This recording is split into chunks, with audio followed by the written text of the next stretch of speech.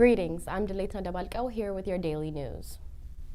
Ethiopia on Wednesday accused expelled UN officials without providing any evidence on inflating the magnitude of humanitarian crisis and taking sides in the war in Tigray.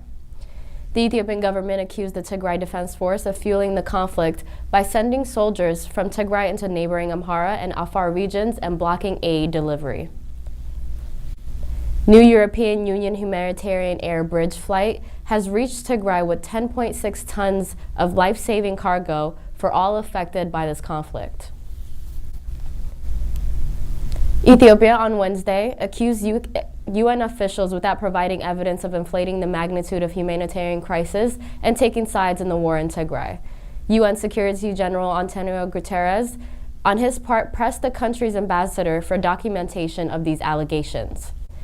The unexpected exchange came at the Security Council meeting called to discuss the officials' expulsion of what the UN sees as the escalating humanitarian catastrophe in the Horn of Africa. Ethiopian Ambassador Taye Assequa laid out newly detailed claims about the officials. He alleged they inflated the numbers of needing people by 1 million people and cheered the Tigrayan forces who are fighting the government, invented a dozen deaths in a camp for displaced people, and helped channel Ethiopian migrants from Saudi Arabia to another African nation for training and preparation to fight the Tigrayans, among other accusations. AP indicated that much of these allegations had not been raised publicly before, and that the expulsion came as the UN was increasingly outspoken about what calls the Ethiopian government's de facto blockade of the Tigray region, where local forces have been fighting government soldiers and allied troops since November. Ethiopia deeply resents this experience, and the ambassador has said that adding the government had written to the UN about the staff conduct in July. And here's a clip. In multiple occasions, we explained our concern to UN officials. On July 8, 2021, the Deputy Prime Minister and Foreign Minister of Ethiopia wrote a letter to the UN Secretariat explaining in great details the misconducts of the UN staff that require corrective measures. We also summoned some individuals and warned them to halt their misconduct. Nevertheless, the transgression continued unabated. A surprised Guterres responded that he had known nothing of these allegations. He challenged the ambassador to provide documentation of such notifications of allegations against the United Nations. And here's what he had to say. I'd like to ask you one thing, Mr. Ambassador. If there is any written document provided by the Ethiopian government to any UN institution about any of the 8 members of the UN that were expelled, I would like to receive a copy of that document, because I have not had any knowledge of any of them, and it would be very useful for me to detect if documents are given to the UN and not given to my knowledge. Then I have to investigate what has happened in my organization. So I ask you, please, Mr. Ambassador, to provide me as a copy of any of the written documents written by the government of Ethiopia about any of the 8 that were expelled by Ethiopia in this regard. Guterres also said he had twice asked Ethiopian Prime Minister Abiy Ahmed to share any concerns about the UN's impartiality with him so he can investigate. And here's what he had to say. Twice I asked it to the Prime Minister. Until now, I had no response to these requests. And so, for us, the question is very simple. We believe that Ethiopia has not the right to expel these 8 members of the UN. We believe Ethiopia is violating international law in doing so. He highlighted at the Security Council meeting the difficulty in delivering humanitarian aid to the regions most affected by the conflict, and also noting movements are being severely restricted by the officials and unofficial checkpoints and other obstacles. Humanitarian aid is still not reaching the area at anywhere close to the levels needed, he said, adding the country is facing an immense humanitarian crisis that demands immediate attention. All efforts should be squarely focused on saving lives and avoiding a massive human tragedy. in the region of Tigray. The UN Secretary General said his organization has no interest other than helping all peoples of Ethiopia. And this is a video. I want to tell you, Mr. Ambassador, we want to cooperate with the government of Ethiopia because we have only one agenda in Ethiopia. And that agenda is the people of Ethiopia. Tigrayans, Amarans, Afaris, Somalis, the people of Ethiopia. The people of Ethiopia is suffering. We have no other interest but to help stop that suffering. Briefing journalists after the meeting, Linda Thomas-Greenfield, the U.S. ambassador to the UN, also said the fact that the Ethiopian government's allegations are new and is concerning. And here's what she had to say. It's our first time hearing them. The Secretary General asked for evidence. He asked for evidence that the Ethiopian government had brought any of these allegations to the attention of the United Nations, and none of us have seen that. And as a UN Security Council member and a UN member state, we too want to see those allegations and to see where they're coming from. And the fact that you noted they are new allegations, they weren't even lodged prior to the 7 individuals being kicked out, raises some concerns in my mind about those. This meeting was the 10th time the council members have discussed the situation in Ethiopia since the crisis erupted in the Tigray region on November 2020. U.S. Ambassador to the UN, Linda Thomas-Greenfield, said that the Ethiopian government should let the United Nations official back in calling their expulsion very reckless. U.S. Ambassador to the UN called the Ethiopian government's expulsion of 7 key UN officials reckless and asked to reverse the expulsion decision immediately. And here's a clip of her saying it. These expulsions are an affront. They are an affront to the Council, they are an affront to the UN, and they are an affront to United Nations member states and our shared humanitarian principles. As I said in the meeting, there's simply no justification for these actions. The UN is impartial and neutral. These groups are conducting important human rights investigations, and they are delivering life-saving aid. UN personnel must be allowed to return immediately to conduct their urgent work, including trying to stop a potentially devastating and unnecessary famine. Linda Thomas said the Security Council has also called on the Ethiopian government to move forward on the ceasefire. In terms of the United States, we do have tools at our disposal.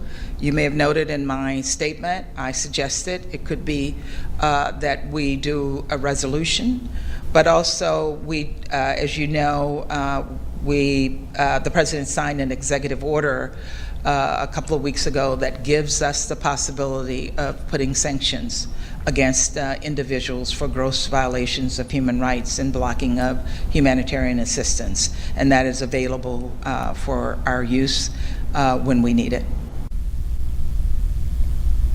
The U.S. ambassador to the UN said the sufferings in Ethiopia are self-inflicted wounds caused by what she dubbed as a conflict where Ethiopians are raping other Ethiopians. Also adding, it is the Ethiopian leaders who are letting down their own people.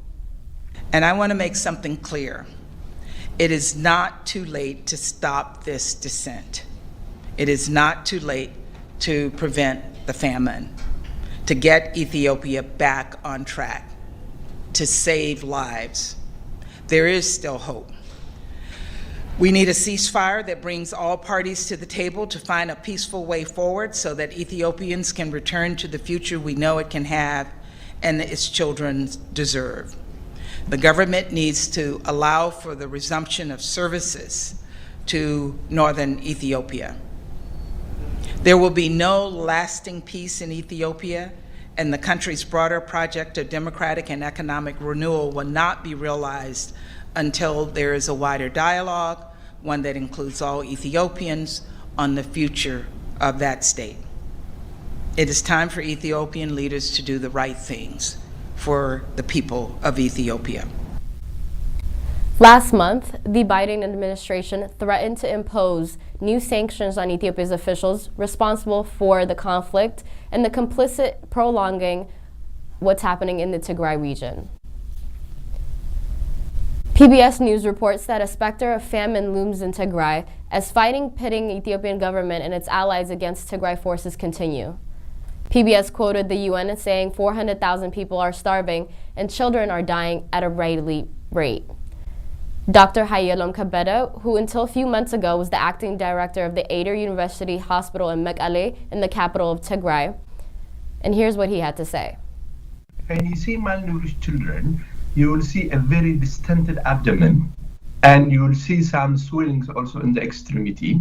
The one in a ventilator is unable to breathe properly because he is getting weak and weak. You see a very pronounced head. And the other kid, if he cannot get a continuous supplement, then the kid will die.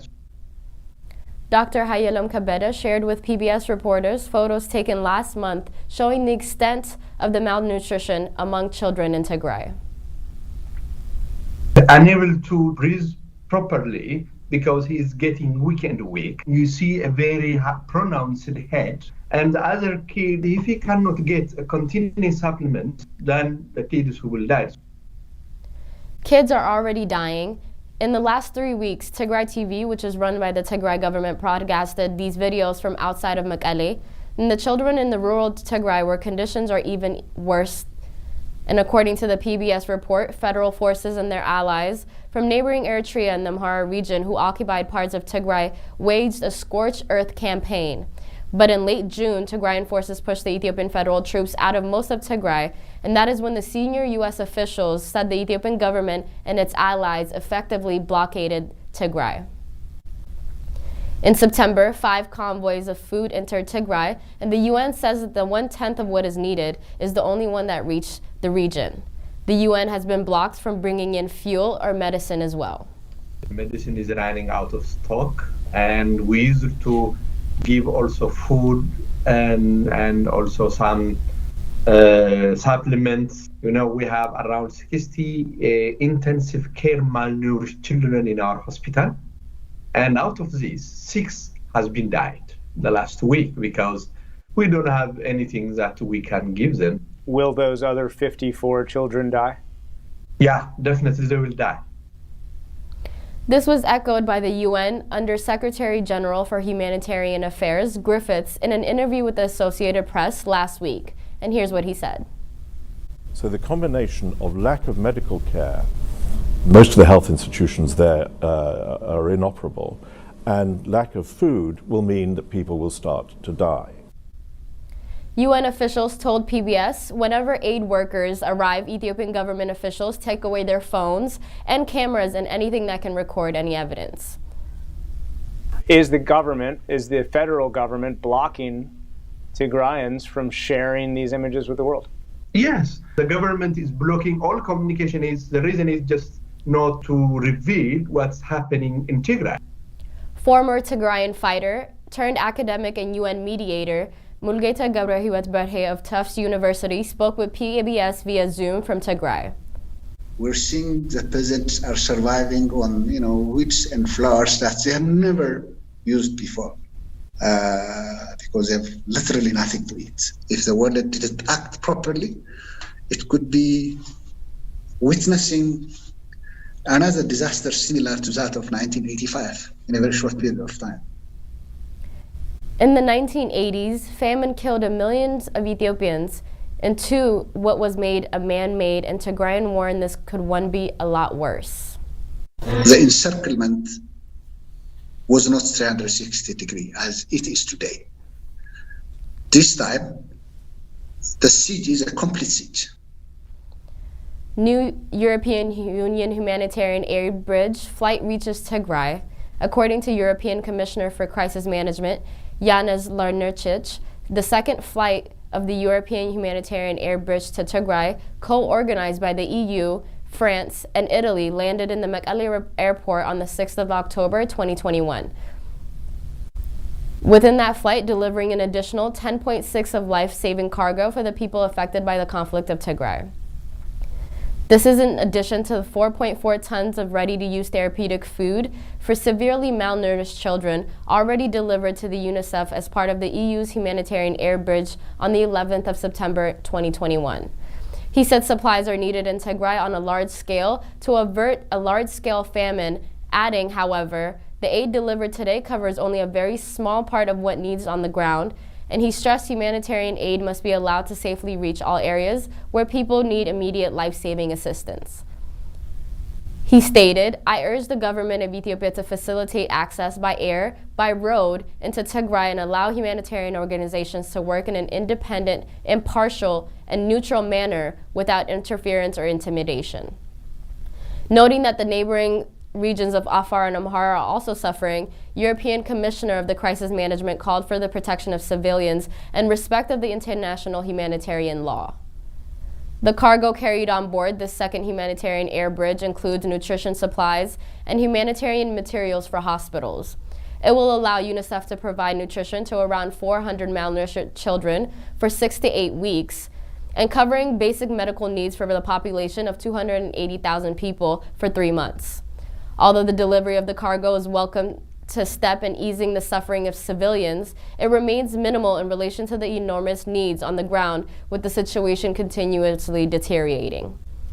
The EU is also mobilizing new humanitarian and funding of $30 million to address the most acute needs of people affected by this crisis. With this new funding, since the beginning of the crisis in Tigray of November 2020, the EU has channeled €70 million to humanitarian agencies helping the affected people by the conflict of Tigray, including Ethiopian refugees in Sudan. The European Humanitarian Aid Bridge operation started on the 8th of May 2020 with the first flight to the Central African Republic, and according to the EU, initially set up in the response to transport constraints created by the COVID-19 pandemic. In the European Humanitarian Air Bridge, flight operations are intended to help reinforce humanitarian or emergency responses in countries facing fragile contexts. This concludes our daily English segment. We'll be back with more tomorrow. Goodbye.